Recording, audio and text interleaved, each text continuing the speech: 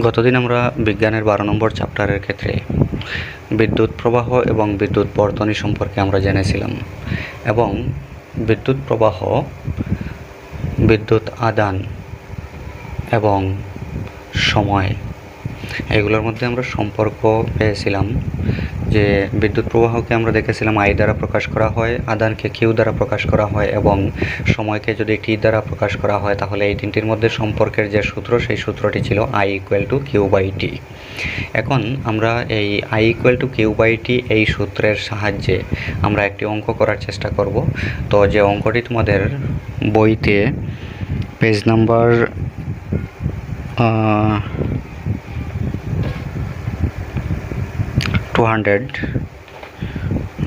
200 নম্বর পেজে দেওয়া আছে একটি উদাহরণ, তোমরা দেখতে পাবে উদাহরণ 12.1। সেই অঙ্কটি আমরা এখন করব। উদাহরণ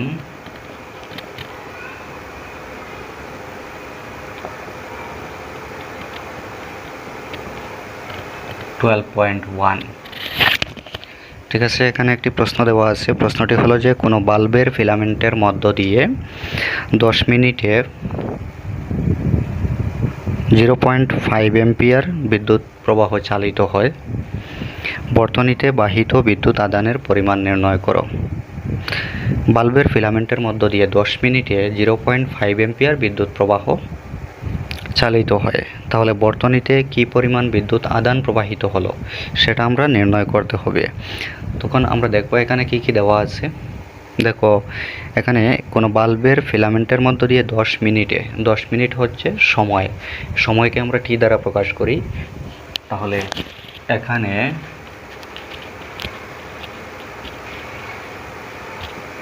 সময় দেওয়া আছে অর্থাৎ টি দেওয়া আছে, টি ইকুয়াল টু দেওয়া আছে 10 মিনিট।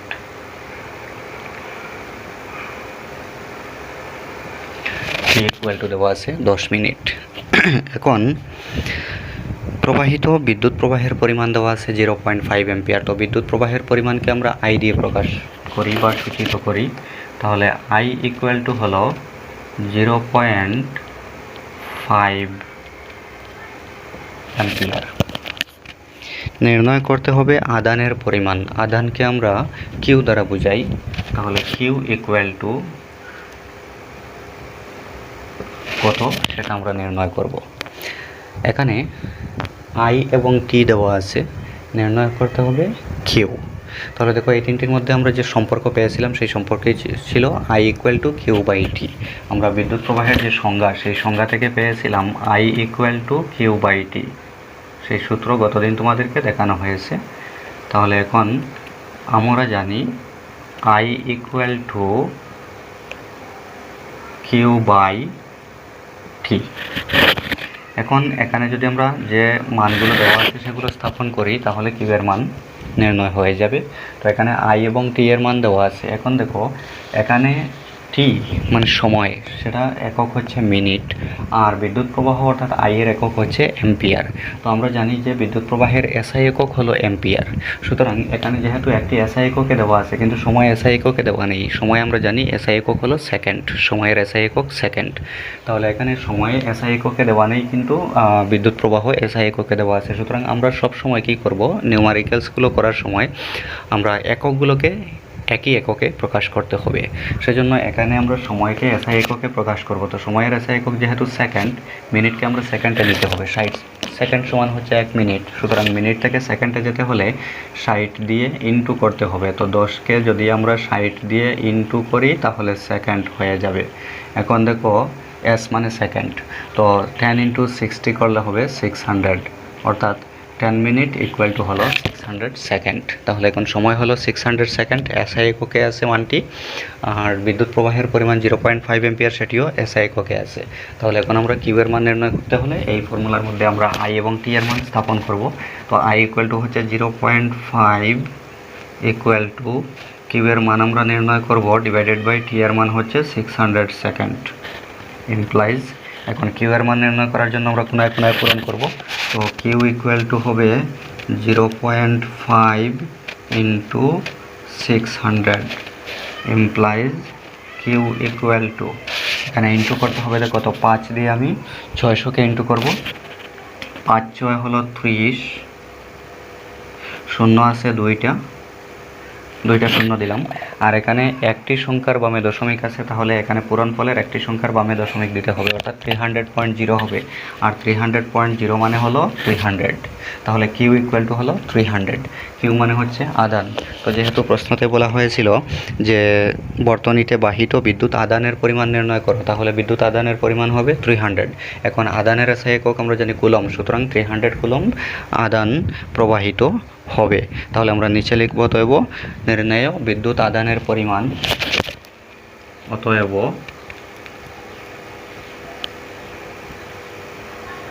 নির্ণেয় বিদ্যুৎ আদানের পরিমাণ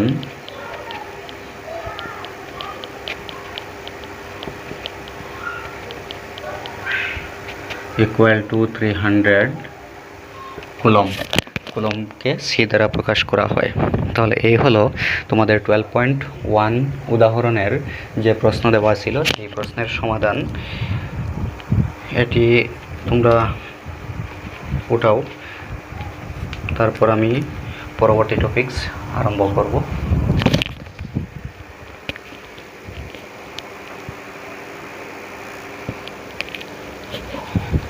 এখন আমরা পরবর্তী যে টপিকস সেটি আরম্ভ করব। তো পরবর্তী টপিকসটি হচ্ছে বিদ্যুৎ বিভব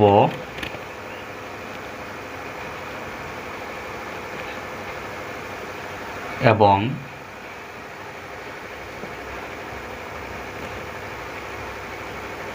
বিভব প্রভেদ। বিদ্যুৎ বিভব এবং বিভব প্রভেদ। আচ্ছা, বিদ্যুৎ বিভব এবং বিভব প্রভেদ বোঝার জন্য আমাদেরকে দেখতে হবে যে বিদ্যুৎ কিভাবে প্রবাহিত হয়, মানে অ্যাকচুয়ালি আদান কিভাবে প্রবাহিত হয়। যেহেতু বিদ্যুৎ আদানের প্রবাহের হারকে বিদ্যুৎ প্রবাহ বলা হয়, সুতরাং বিদ্যুৎ প্রবাহ মানে হচ্ছে বিদ্যুৎ আদানের প্রবাহ। তাহলে বিদ্যুৎ আদান কিভাবে প্রবাহিত হয় সে সম্পর্কে আমরা আলোচনা করব। আমি নিশ্চয় তোমাদের মনে আছে যে গতদিন আমি তোমাদেরকে একটা ইঙ্গিত দিয়েছিলাম যে জল প্রবাহ হয় মাধ্যাকর্ষণ শক্তির প্রভাবে। ঠিক আছে, তো জল দেখো, একটি যদি আনুভূমিক নলই থাকে, একটি নল যদি আমরা এইভাবে আনুভূমিক করে রেখে দেই, তাহলে তার মধ্য দিয়ে কিন্তু জল প্রবাহিত হবে না, কারণ তার দুইটি প্রান্তই যেহেতু আনুভূমিক তাকে রাখা হয়েছে, তার দুইটি প্রান্তই মাটি থেকে সমান উচ্চতায় আছে, সেজন্য তার মধ্য দিয়ে কিন্তু বিদ্যুৎ প্রবাহিত হবে না। এখন যদি আমরা এই নলটাকে যদি আমরা তার এক প্রান্ত যদি এইভাবে উঁচু করে রাখি এবং এক প্রান্ত যদি নিচু করে রাখি, এবং উঁচু যে প্রান্তটি একটু উচ্চতাতে রাখা হয়েছে এই প্রান্তের তুলনায়, এই উঁচুতে থাকা প্রান্তটিকে যদি আমরা একটি জলপূর্ণ পাত্রের সাথে সংযোগ করে রাখি, তাহলে দেখা যাবে যে এই নলের মধ্য দিয়ে জল প্রবাহিত হচ্ছে। আনুভূমিক অবস্থায় নলের মধ্য দিয়ে জল প্রবাহিত হচ্ছে না, কিন্তু নলটাকে যখন আমরা একটু এইভাবে তির্যকভাবে রেখেছি, তার একটি প্রান্ত উঁচুতে একটি প্রান্ত একটু নিচু করে রেখেছি, এবং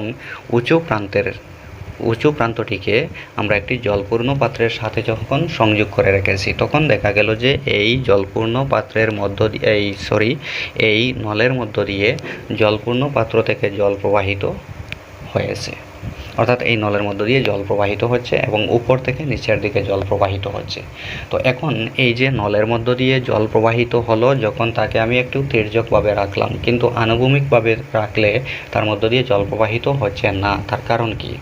কারণ হচ্ছে যখন আমি এই নলটিকে আনুভূমিক করে রেখেছিলাম, তখন তার দুই প্রান্ততে জলের চাপ সমান ছিল, সেজন্য জল প্রবাহিত হয়নি।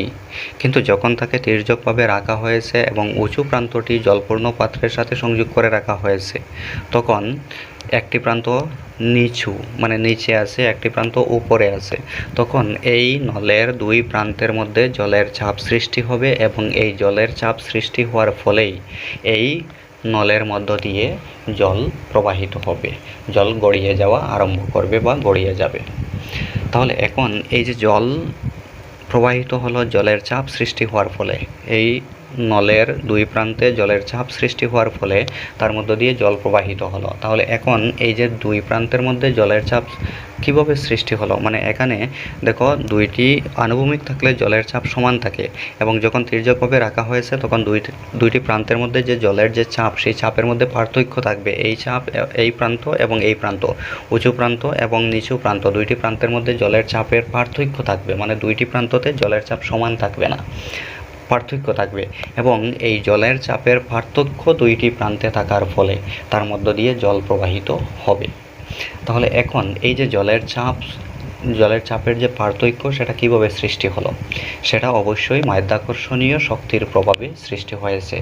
একটি প্রান্ত যখন উপরে থাকবে, একটি প্রান্ত যখন নিচে থাকবে, তখন মাধ্যাকর্ষণীয় শক্তির প্রভাবও দুইটি প্রান্ততে সমান থাকবে না। মাধ্যাকর্ষণীয় শক্তির প্রভাবও দুইটি প্রান্তে মানে পৃথক থাকবে। আর মাধ্যাকর্ষণীয় শক্তির প্রভাব যেহেতু দুইটি প্রান্ততে পৃথক থাকবে, সেজন্য দুইটি প্রান্তে জলের চাপ সমান থাকবে না, জলের চাপের পার্থক্য থাকবে। এর ফলে তার মধ্য দিয়ে জল প্রবাহিত হবে। কিন্তু যদি একটি বর্ধনী অথবা একটি পরিবাহী তারকে আমি যদি আনুভূমিক রাখি অথবা তির্যকভাবে রাখি, কোনোভাবে রাখলে কিন্তু তার মধ্য দিয়ে বিদ্যুৎ প্রবাহিত হবে না। মাধ্যাকর্ষণ শক্তির প্রভাবে তার মধ্য দিয়ে বিদ্যুৎ প্রবাহিত হবে না। কি করতে হবে? এই পরিবাহী যেভাবেই থাকুক না কেন, এই পরিবাহীর দুই প্রান্ততে মানে বিদ্যুৎ চাপ সৃষ্টি করতে হবে। জলের চাপ সৃষ্টি করলে জল প্রবাহিত হয়, বিদ্যুৎ চাপ সৃষ্টি করলে বিদ্যুৎ প্রবাহিত হবে। তাহলে এখন এই দুইটি প্রান্তের মধ্যে বিদ্যুৎ চাপ কিভাবে সৃষ্টি করা হবে? যখন দেখা গেল দুইটি প্রান্তের মধ্যে, এই পরিবাহী তারের দুইটি প্রান্তের মধ্যে যদি বিদ্যুৎ চাপের পার্থক্য থাকে, তাহলে তার মধ্য দিয়ে বিদ্যুৎ প্রবাহিত হবে, অর্থাৎ আদান প্রবাহিত হবে। দুইটি প্রান্তের মধ্যে যদি বিদ্যুৎ চাপ সমান থাকে, তাহলে কিন্তু বিদ্যুৎ প্রবাহিত হবে না বা আদান প্রবাহিত হবে না এই পরিবাহী তারের মধ্য দিয়ে। দুইটি প্রান্তের মধ্যে যখন বিদ্যুৎ চাপের পার্থক্য দেখা দিবে, তখন এই পরিবাহী তারের মধ্য দিয়ে বিদ্যুৎ প্রবাহিত হবে। এখন এই দুইটি প্রান্তের মধ্যে, পরিবাহী তারের দুইটি প্রান্তের মধ্যে আমরা যে বিদ্যুৎ চাপের যে পার্থক্য সৃষ্টি করব, সেটা কিভাবে করব? সেটা এক বা একাধিক কোষযুক্ত ব্যাটারি যদি আমরা একটি বর্তনীর সাথে সংযোগ করি, একটি পরিবাহী তারের সাথে সংযোগ করি, তাহলে সেই বিদ্যুৎ কোষ বা একাধিক বিদ্যুৎ কোষ সংযুক্ত হয়ে যে ব্যাটারি সৃষ্টি হয়েছে, সেই ব্যাটারি যদি আমরা এখানে সংযোগ করি পরিবাহী তারের সাথে বা বর্তনীর সাথে, তখন এই ব্যাটারি বা বিদ্যুৎ কোষ সংযোগ করার ফলে বর্তনী অথবা পরিবাহী তারের দুই প্রান্তের মধ্যে বিদ্যুৎ চাপের পার্থক্য দেখা দিবে। এই যে ব্যাটারি বা বিদ্যুৎ কোষ বর্তনীতে সংযোগ করার ফলে যে বিদ্যুৎ চাপের পার্থক্য দেখা দিল, সেটা কেন হলো? কারণ এই বিদ্যুৎ কোষ বা ব্যাটারি, তার মধ্যে সবসময় রাসায়নিক বিক্রিয়া সংঘটিত হতে থাকে, এবং বিদ্যুৎ কোষ বা ব্যাটারির মধ্যে সংঘটিত রাসায়নিক বিক্রিয়া সংঘটিত হওয়ার ফলেই এই ব্যাটারির দুই প্রান্তের মধ্যে, আমরা ব্যাটারির দুইটা প্রান্ত জানি, একটা হলো পজিটিভ, একটা হলো নেগেটিভ, প্লাস মাইনাস। তো এই ব্যাটারির দুই প্রান্তের মধ্যে বিদ্যুৎ চাপের সৃষ্টি হবে, এবং ব্যাটারির দুই প্রান্তের বিদ্যুৎ চাপ যখন ব্যাটারির মধ্যে রাসায়নিক বিক্রিয়া সংঘটিত হওয়ার ফলে সৃষ্টি হয়েছে, সুতরাং ব্যাটারির দুই প্রান্তে বিদ্যুৎ চাপের পার্থক্য আছে। এখন এই ব্যাটারিকে যখন বা বিদ্যুৎ কোষকে যখন কোনো বর্তনী বা কোনো পরিবাহী তারের সাথে সংযোগ করা হবে, তখন এই বর্তনীতেও বিদ্যুৎ চাপের পার্থক্য দেখা দিবে। বর্তনীর দুইটি প্রান্তের মধ্যে বা পরিবাহীর দুইটি প্রান্তের মধ্যে বিদ্যুৎ চাপের পার্থক্য দেখা দিবে।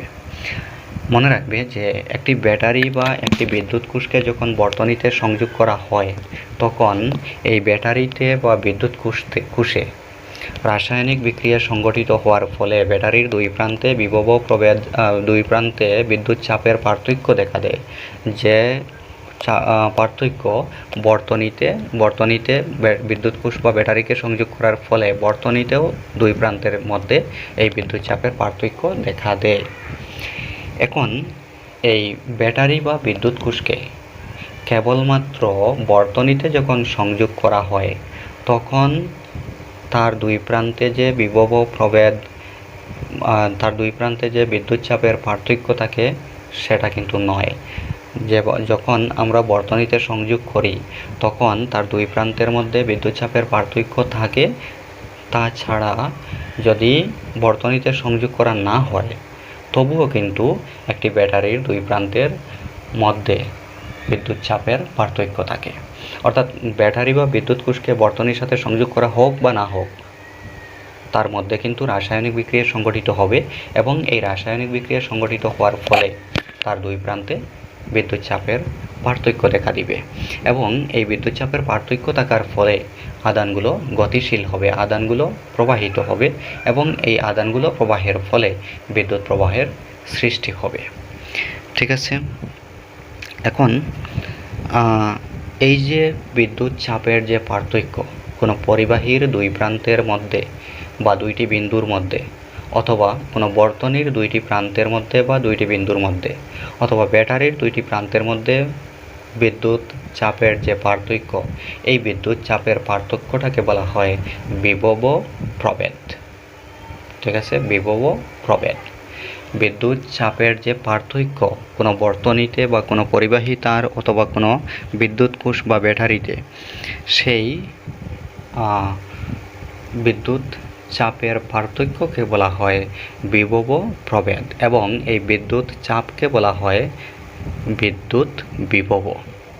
এখন বর্তনীতে যখন একটি বিদ্যুৎ কোষ বা একটি ব্যাটারিকে সংযোগ করা হবে তখন এই বর্তনীতে বিদ্যুৎ প্রবাহ অবিচ্ছিন্ন রাখার জন্য, অর্থাৎ অনবরত যাহাতে বিদ্যুৎ প্রবাহিত হয় তার জন্য এই ব্যাটারির মধ্যে অনবরত রাসায়নিক বিক্রিয়া সংঘটিত হয় এবং এর ফলে ব্যাটারির রাসায়নিক শক্তি খরচ হতে থাকে, ব্যাটারির রাসায়নিক শক্তি খরচ হয়। তাহলে আমরা এখন এই বিদ্যুৎ চাপের পার্থক্যকে বললাম আমরা বিভব প্রভেদ। এখন বিভব প্রভেদকে আমরা কিভাবে সংজ্ঞাবদ্ধ করতে পারি? তো বিভব প্রভেদকে আমরা সংজ্ঞাবদ্ধ এইভাবে করব যে কোনো একটি বর্তনীর বা কোনো একটি পরিবাহী তারের একটি বিন্দু থেকে অন্য একটি বিন্দুতে একক আদানকে নিতে যে পরিমাণ কার্য সম্পাদন করা হয় সেই কার্যের পরিমাণকে বলা হয় বিভব প্রভেদ। কোনো বর্তনীর অথবা কোনো পরিবাহী তারের এক বিন্দু থেকে অন্য বিন্দুতে একক আদানকে নিতে যে পরিমাণ কার্য করা হয় সেই কার্যের পরিমাণকে বলা হয় বিভব প্রভেদ এবং বিভব প্রভেদকে সূচিত করা হয় ইংরাজি ক্যাপিটাল ভি দিয়ে। ঠিক আছে, আর আমরা জানি কার্যের পরিমাণ হলো, কার্যকে আমরা ডব্লিউ দিয়ে বুঝাই যেহেতু তার ইংরেজি হলো ওয়ার্ক, এবং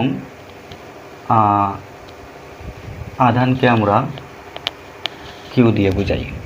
তাহলে এখন আমরা বিভব প্রভেদ, যেহেতু বর্তনীর একটি বিন্দু থেকে অন্য বিন্দুতে একক আধানকে নিতে, অর্থাৎ একক আধান মানে কি 1 কুলম্ব আধানকে নিতে যে পরিমাণ কার্য সম্পাদন করা হয় সেই কার্যের পরিমাণকে বলা হয় বিভব প্রভেদ।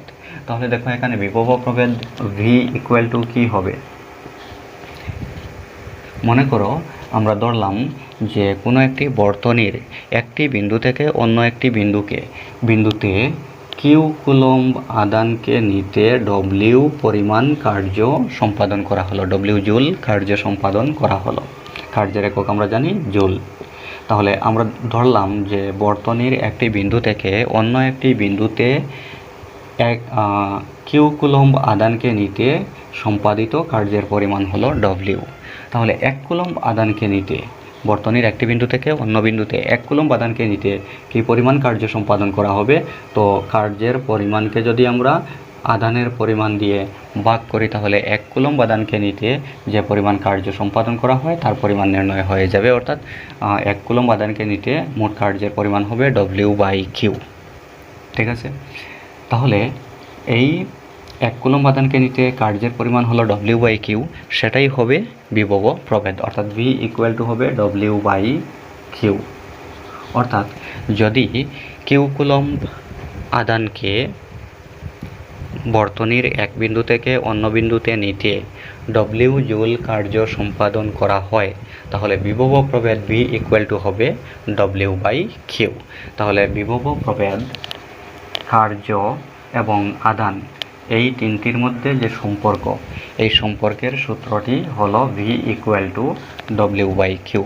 পরবর্তীতে তোমাদের এই সূত্রের উপর ভিত্তি করে কিছু অঙ্ক দেওয়া আছে, নিউমারিক্যালস দেওয়া আছে, যেগুলোকে গাণিতিক সমস্যা বলা হয়।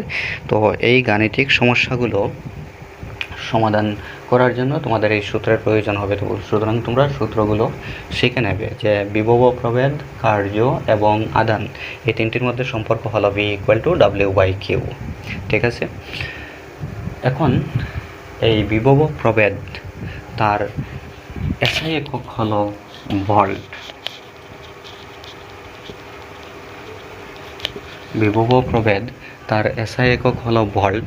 দেখো এখানে বিভব প্রভেদকে বোঝানো হয়েছে ক্যাপিটাল ভি দিয়ে, এবং বিভব প্রভেদের যে এসআই একক ভোল্ট সেটাকে বোঝানো হয় স্মল ভি দিয়ে। ঠিক আছে, বিভব প্রভেদকে ক্যাপিটাল ভি দিয়ে বোঝানো হয়, আর বিভব প্রভেদের যে এসআই একক, সেই এসআই একক ভোল্টকে বোঝানো হয় স্মল ভি দিয়ে। এখন এই বিভব প্রভেদের এসআই একক যে ভোল্ট, সেটা কেন রাখা হলো? বিভব প্রভেদের এসআই একক ভোল্ট রাখা হয়েছে একজন বিজ্ঞানীর নাম অনুসারে, যে বিজ্ঞানীর নাম হলো আলেমেন্ডো ভোল্ট। ঠিক আছে, আলেমেন্ডো ভোল্টার। আলেমেন্ডো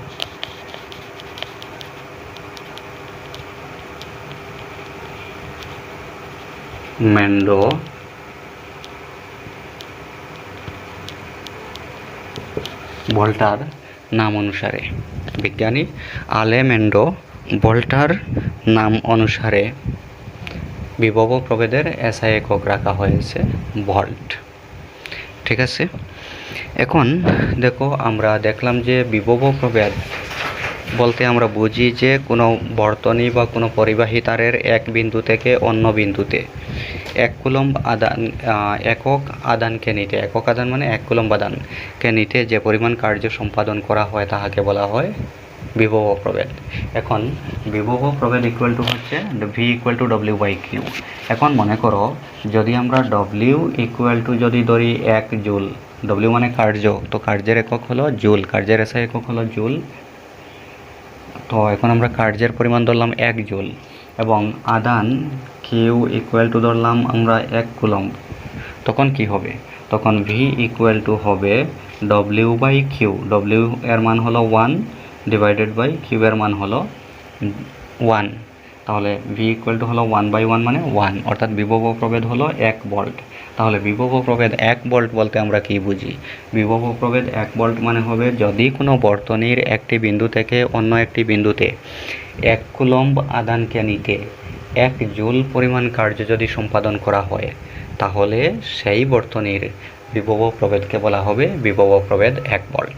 কোনো বর্তনীর একটি বিন্দু থেকে অন্য একটি বিন্দুতে 1 কুলম্ব আদানকে নিতে যদি 1 জুল পরিমাণ কার্য সম্পাদন করা হয়, তাহলে সেই বর্তনীর বিভব প্রভেদকে বলা হবে বিভব প্রভেদ 1 ভোল্ট। প্রায় সময় এই ধরনের প্রশ্ন থাকে যে বিভব প্রভেদ 1 ভোল্ট বলিতে কী বুঝো, বা আগে তোমরা পেয়েছিলে যে প্রবাহ 1 অ্যাম্পিয়ার বলিতে কী বুঝো, বা প্রবাহ 1 অ্যাম্পিয়ার বলিতে কী বুঝো। সেভাবে প্রশ্ন না করে এইভাবেও করা হতে পারে যে প্রবাহের এককের সংজ্ঞা লিখো। একই কথা, প্রবাহের এককের সংজ্ঞা মানে প্রবাহ 1 অ্যাম্পিয়ার বলিতে কী বুঝো। অনুরূপভাবে বিভব প্রভেদের এককের সংজ্ঞা লিখো বা বিভব প্রভেদ 1 ভোল্ট বলিতে কী বুঝো, একই আনসার হবে। মানে বিভব প্রভেদ 1 ভোল্ট মানে কি, সেটার আনসার হবে। এখন এখানে দেখো বিভব প্রভেদ এর একক হলো ভোল্ট। তো ভোল্ট মানে কি? এখানে দেখো কার্য হচ্ছে 1 জুল, কার্যের একক হচ্ছে জুল, এবং আদানের একক হচ্ছে কুলম্ব। তাহলে যখন আমরা ভি এর মান স্থাপন করেছি, V equal to W by Q, W হলো 1 জুল বাই কিউ হলো 1 কুলম্ব। তাহলে কি হলো 1/1 মানে 1, আর এখানে হলো joule per coulomb, joule per coulomb, অর্থাৎ জুল পার কুলম্ব মানেই হলো ভোল্ট। জুল পার কুলম্বকে বলা হয় ভোল্ট। ঠিক আছে, এ হলো মোটামুটি বিভব প্রভেদ এবং বিদ্যুৎ বিভব। এখন এই যে আলোচনা থেকে আমরা যে সূত্র পেয়েছি V equal to W by Q, V মানে বিভব প্রভেদ, কার্য ডব্লিউ এবং আদান কিউ, তার মধ্যে যে সম্পর্ক, এই অঙ্কের যে সূত্র, সেই সূত্রের উপর ভিত্তি করে কিছু গাণিতিক সমস্যা তোমাদের বইতে দেওয়া আছে, সেগুলো করতে হবে। প্রায়ই পরীক্ষাতে এগুলো আসে। সূত্রটি পেয়েছি আমরা V equal to W by Q. তাহলে এখন তোমাদেরকে আমি তোমাদের বইতে থাকা একটি অঙ্ক অর্থাৎ গাণিতিক সমস্যার সমাধান করে দেব, যেটি হচ্ছে, আচ্ছা তার আগে আরেকটি কথা আমি বলে নেই। এই যে বিভব প্রভেদ, মানে বিভব প্রভেদ কোনো বর্তনীর 1 ভোল্ট না 2 ভোল্ট না 3 ভোল্ট না কত ভোল্ট, সেটা কিভাবে নির্ণয় করা হবে। আমরা দেখেছিলাম যে বিদ্যুৎ প্রবাহ মাপার একটি যন্ত্র আছে, যে যন্ত্রের নাম ছিল অ্যামিটার, এবং সেটাকে বর্তনীতে যখন শ্রেণীবদ্ধ সজ্জায় সংযোগ করা হয় তখন বর্তনীর মধ্য দিয়ে প্রবাহিত বিদ্যুৎ প্রবাহের পরিমাণ নির্ণয় করা যায় সেই যন্ত্রের সাহায্যে, অ্যামিটার যন্ত্রের সাহায্যে। এখন বিভব প্রভেদ কত ভোল্ট একটি বর্তনীর, সেটা কিভাবে নির্ণয় করা হয়। তো বিভব প্রভেদ নির্ণয় করা হয় একটি যন্ত্রের সাহায্যে, যে যন্ত্রটির নাম হলো ভোল্টমিটার বা ভোল্টামিটার। ভোল্টমিটার বিভব প্রভেদ, যে কোনো বর্তনীর বিভব প্রভেদ মাপার জন্য যে যন্ত্র ব্যবহার করা হয় বা যে যন্ত্রের সাহায্যে বিভব প্রভেদ মাপা হয় কোনো বর্তনীর, সেই যন্ত্রের নাম হলো ভোল্টমিটার। এখন এই ভোল্টমিটার দিয়ে যখন কোনো বর্তনীর বিভব প্রভেদ মাপা হবে তখন এই ভোল্টমিটারকে বর্তনীর সাথে সংযোগ করতে হবে। তাহলে এখন এই বর্তনীতে ভোল্টমিটারটাকে কিভাবে সংযোগ করা হবে, শ্রেণীবদ্ধ সজ্জায় না সমান্তরাল সজ্জায়? মনে রাখবে, সেটাকে সমান্তরাল সজ্জায় বর্তনীর সাথে সংযোগ করতে হবে। সমান্তরাল সজ্জায় বর্তনীর যে দুইটি প্রান্তের বিভব প্রভেদ মাপা হবে তার সাথে সমান্তরাল সজ্জায় এই ভোল্টমিটারকে যদি সংযোগ করা হয়, তাহলে এই ভোল্টমিটারের রিডিং থেকে আমরা বিভব প্রভেদের পরিমাণ পেয়ে যাব। ঠিক আছে, এখন আমরা একটি অঙ্ক করব বিভব প্রভেদ কার্য এবং আদানের মধ্যে যে সম্পর্ক, সেই সম্পর্কের সূত্র দিয়ে। তো উদাহরণ 12.2 তোমাদের বইতে দেওয়া আছে, পেজ নাম্বার 202। উদাহরণ হচ্ছে 12.2।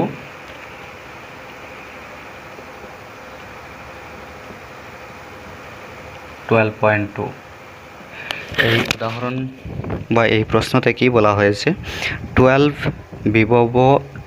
ভোল্ট বিভব প্রভেদ থাকা দুইটি বিন্দুর মধ্যে 2 কুলম্ব আদানকে নিতে কি পরিমাণ কার্য সম্পাদন করা হয়।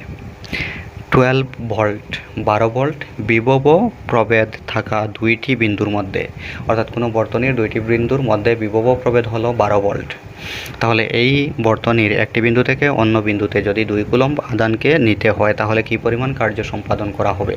তো এখানে দেওয়া আছে কি কি, সেগুলো আমরা প্রথম লিখব। এখানে দেওয়া আছে 12 ভোল্ট বিভব প্রভেদ, মানে বিভব প্রভেদের মান দেওয়া আছে 12 ভোল্ট। তাহলে দেখো বিভব প্রভেদকে আমরা বুঝাই ক্যাপিটাল ভি দিয়ে।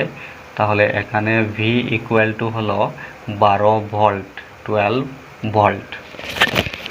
এই 12 ভোল্ট বিভব প্রভেদ থাকা দুইটি বিন্দুর মধ্যে 2 কুলম্ব আদানকে নিতে, তাহলে এখানে আদানের পরিমাণ দেওয়া আছে। আদান হচ্ছে, আদানকে আমরা বুঝাই কিউ দিয়ে। আদানের পরিমাণ দেওয়া আছে 2 কুলম্ব।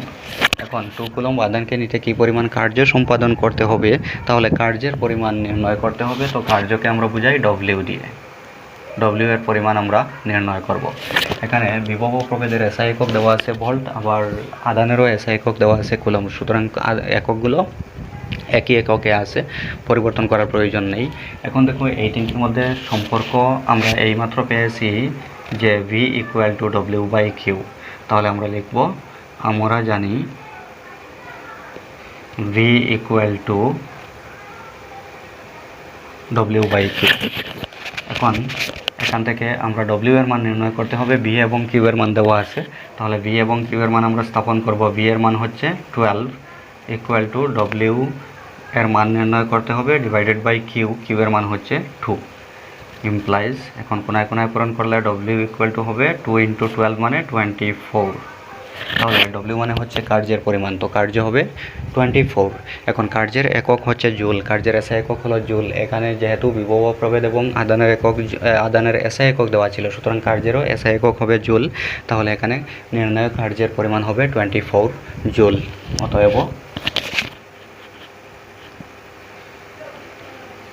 নির্ণয় কার্যের পরিমাণ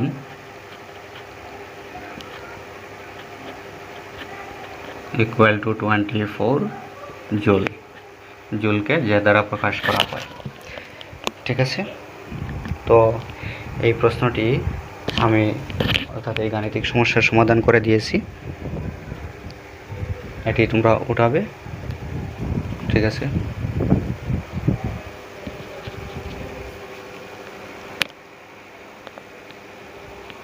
আর তারপর আমরা আজকের জন্য এখানেই শেষ।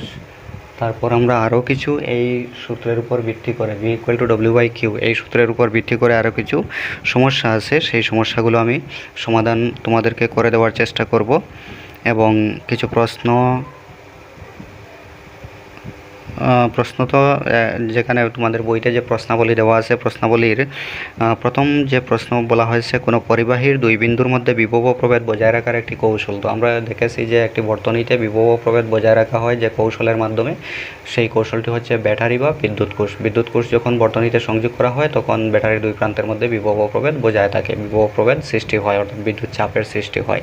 যেহেতু বিদ্যুৎ চাপকে বিভব ও প্রভেদ বলা হয়, সুতরাং ব্যাটারি বা বিদ্যুৎ কোষ যখন বর্তনীতে সংযোগ করা হয় তখন বর্তনীর দুই প্রান্তে বিদ্যুৎ চাপের সৃষ্টি হয়, অর্থাৎ বিভব ও প্রভেদ সৃষ্টি হয়। তাহলে বিভব ও প্রভেদ বজায় রাখার একটি কৌশল হলো ব্যাটারি বা বিদ্যুৎ কোষ। এবং দুইটি বিন্দুর মধ্যে বিভব ও প্রভেদ 1 ভোল্ট বলিতে কি বুঝো সেটা আমরা দেখেছি যে এক কুলম্ব আধানকে বর্তনীর এক বিন্দু থেকে অন্য বিন্দুতে নিতে যদি 1 জুল পরিমাণ কার্য সম্পাদন করা হয় তাহলে সেই বর্তনীর বিভব ও প্রভেদকে বলা হবে বিভব ও প্রভেদ 1 ভোল্ট।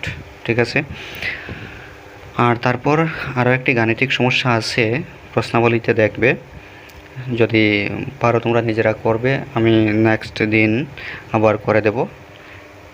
ঠিক আছে, তো আজকে এতটুকু পর্যন্তই থাকলো।